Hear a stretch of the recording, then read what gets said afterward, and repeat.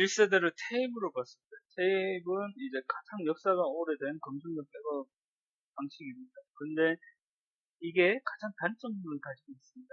테이프 방식이 시퀀셜하게 데이터를 읽어들여서 복구하는 방식이다 보니 이 부분이 가장 큰 문제가 되는 거죠. 큰 단점이죠.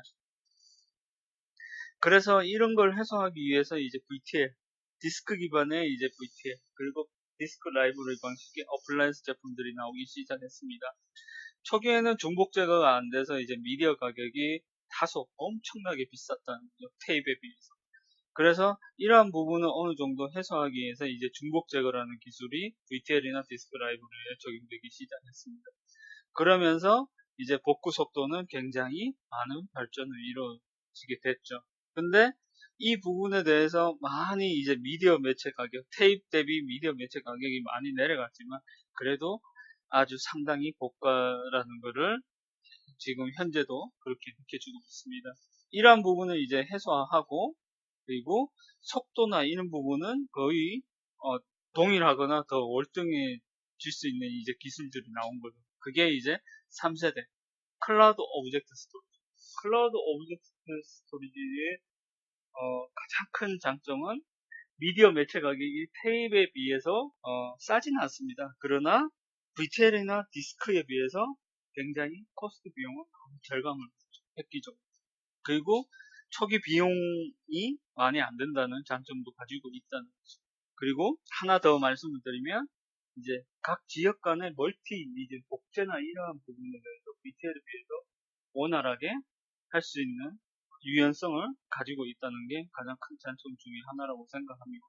그리고 태생 자체가 백업 매체로서 클라우드 오브젝트 스토리지가 나온 것이 아니라 실제 다른 이제 비정령 데이터에 이제 데이터 저장하는 이제 서비스, 파일 서비스라든지 이런 부분에서 이제 백업 매체로도 사용할 수 있는 것까지 이제 많이 발전이 됐다는 것을 다시 한번 말씀드리겠습니다.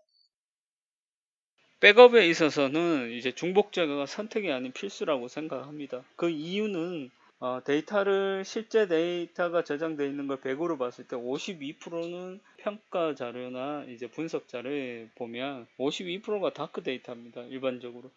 그리고 48% 데이터 중에 15%가 실제 필요한 데이터고요. 15%에 대해서 이제 초기 데이터라든지 이제 복제되어 있는 데이터들이 한 33%를 차지하고 있다고 합니다. 보통 이제 33% 그 데이터에 대해서 뭐 ROI 데이터라는 말을 많이 쓰는데요. 이러한 데이터들을 데이터 백업을 한다고 봤을 때 백업은 여러 번을 계속 버전 관리를 하면서 데이터를 저장하는 방식입니다. 그럴 때 중복 제거가 없다고 하면 디스크 미디어 매체, 백업 미디어 매체에 대한 가격이 굉장히 많이 올라갈 수밖에 없다는 거죠. 그런 부분에 대해서 이제 효율적이고 그런 부분을 감안을 했을 때 중복 제거는 선택이 아닌 필수라고 다시 한번 말씀드립니다. 네, 중복 제거가 모든 데이터에 대해서 효율적이진 않습니다. 효율이 떨어지는 데이터를 말씀을 드리면 이제 사진이라든지 음악, 영상 데이터를 들 수 있습니다. 그리고 많이 간과하는 부분이 있는데요. DB 암호화나 이제 인크립션 되어 있는 데이터에 대해서는 중복 제거가 거의 안 된다고 보셔야 됩니다. 이런 데이터에 대해서 중복 제거 솔루션을 적용을 했는데 데이터가 중복 제거도 아니고 효율성도 떨어진다고 합니다. 이런 부분에 대해서 분명히 말씀을 드려야 되고 중복 제거율이 떨어질 수밖에 없는 데이터는 중복 제거를 적용 안 하고 데이터를 백업받는 부분을 감안을 할 수 있는 솔루션, 선택적으로 중복 제거를 할 수 있는 솔루션을 권장드립니다. 네, 오브젝트 스토리지에 중복 제거 바람이 불고 있습니다. 근데 이제 오브젝트 스토리지에 데이터를 저장하는 방식이 두 가지가 있습니다. 중복 제거를 자체 지원하는 다이렉트 디듀 방식, 그러니까 백업 솔루션에서 오브젝트 스토리지로 데이터를 저장하면서 중복 제거를 바로 저장할 수 있는 방식이 있고요. 그리고 백업 솔루션에서 이제 중복 제거를 제공하지 않다 보니 그 부분을 이제 중복 제거 데이터를 처리할 수 있는 게이트웨이 방식, 인다이렉트 디듀라는 방식이 있습니다. 두 가지 방식이 있고요. 백업 솔루션 자체에서 이제 다이렉트 디듀하는 방식 대비 인다이렉트 디듀 방식 같은 경우 게이트웨이를 사용하다 보니까 게이트웨이 비용이 별도로 드는 부분이 있습니다. 그리고 퍼블릭 클라우드에서 이제 오브젝트 스토리지에 대해서 이제 중복적인 데이터를 전송받기 위해서는 가상화, 그러니까 VM 같은 서버를 게이트웨이 방식으로 가상화를 해서 하는 부분도 일부는 그렇게 해야지만 그게 가능한 기능을 제공하는 경우도 있습니다.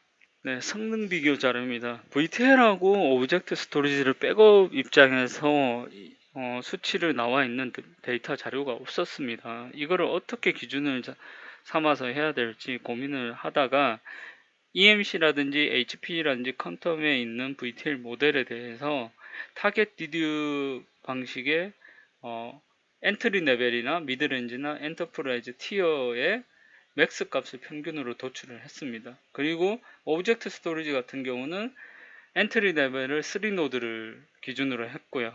그리고 미드나 엔터프라이즈는 12노드, 24노드를 비교를 하는 걸로 기준을 세웠습니다. 그렇게 해서 이런 수치를 결과값을 나오게 했고요. 그러다 보니 이제 실제적으로 엔터프라이즈는 경쟁력이 있습니다. 그리고 미드렌지는 경쟁력이 아주 탁월하진 않지만 경쟁할 수 있는 여지가 있는 구간이라고 생각이 들었고요. 근데 실제적으로 이제 엔트리 레벨 같은 경우는 실제 VTL 엔트리 서버 같은 경우는 어레이나 이능게 장착되지 않습니다. 그냥 스토리지 서버에 12배 정도의 데이터 디스크를 꽂아서 VTL 에뮬레이션을 해서 판매가 되다 보니 그러한 부분에서는 오브젝트 스토리지가 가격적인 메리트나 성능적인 메리트가 없는 것으로 제 판단이 됩니다. 네, 앞전에 이제 백업에 대해서 계속 말씀드렸는데요. 오브젝트 스토리지 태생은 이제 백업이 아닙니다. 백업 위에도 활용할 수 있는 분야가 많은 부분이 있는데요. 그게 아카이브, 뭐 파일 서비스, 컨텐츠 저장소, 데이터 전송하는 서비스에 대해서 같이 사용할 수 있다는 부분에 대해서 어느 정도 인식을 시키고 이러한 부분이 필요하다고 생각이 듭니다. 이상입니다. 더 질의 내용이나 이런 부분이 있으시면 언제든 연락을 주시면 답변을 드리도록 하겠습니다. 감사합니다.